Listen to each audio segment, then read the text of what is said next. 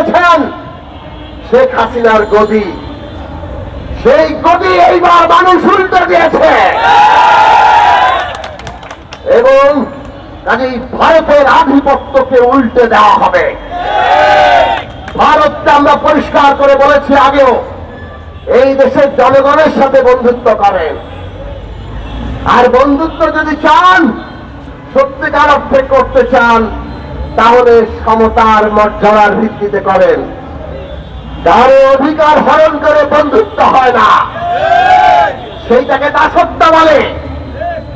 যে আমাদের অধিকার হরণ করছে, আমাদের প্রতি মুহূর্তে ঠকাচ্ছে, তাদেরকে যদি আমরা বন্ধু ভাবি, তাহলে আজকে পরিষ্কার হয়ে গেছে সারা দুনিয়া যখন এক জায়গায় আসছে যে এই প্রকৃতি রক্ষা না করে মানুষ তার সভ্যতা বাঁচতে পারে না, তখন এই সমস্ত বাদ টিকিয়ে রেখে আসলে কার্যত তারা তাদের যে বড় ভাইগিরি, দাদাগিরি, মাতব্বরি, দখলদারি, আধিপত্য, সেইটা তারা টিকিয়ে রাখতে চায়।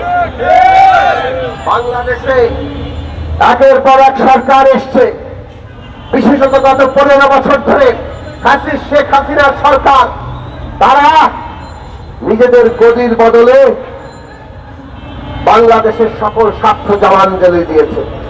বিশেষভাবে তারা নিজেরাই বলেছে ভারতকে এত দিয়েছি, চিরকাল মনে রাখবে। কিন্তু বাংলাদেশের জন্য কি এনেছেন? শেখ হাসিনার গদি, সেই গদি এইবার মানুষ উল্টে দিয়েছে এবং কাজেই ভারতের আধিপত্যকে উল্টে দেওয়া হবে। ভারতকে আমরা পরিষ্কার করে বলেছি আগেও, এই দেশের জনগণের সাথে বন্ধুত্ব করেন, আর বন্ধুত্ব যদি চান, সত্যিকার অর্থে করতে চান, তাহলে সমতার মর্যাদার ভিত্তিতে করেন। কারো অধিকার হরণ করে বন্ধুত্ব হয় না, সেইটাকে দাসত্ব বলে।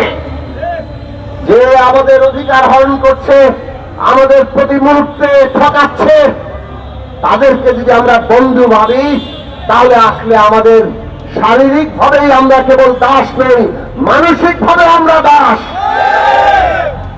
দাসত্বের যুগ শেষ হয়েছে। বাংলাদেশের মানুষ আর এই ভারতের একতরফা সমস্ত কিছু বাংলাদেশ থেকে তারা কেড়ে নিয়ে যাবে, আর আমরা আমাদের অধিকার পাবো না, এইটা আর মানবে না বাংলাদেশের মানুষ। ভারতকে আমরা বারবার বলেছি, আমরাও প্রতিবেশী বদলাতে পারবো না, আপনারাও প্রতিবেশী বদলাতে পারবেন না। কাজেই আমরা দুই দেশের জনগণের মধ্যে বন্ধুত্ব চাই, কিন্তু সেই বন্ধুত্ব যদি মর্যাদার ভিত্তিতে দেওয়া হয়, আপনারা যেহেতু ক্ষমতার দেখান, দাপটের উপরে চলতে চান।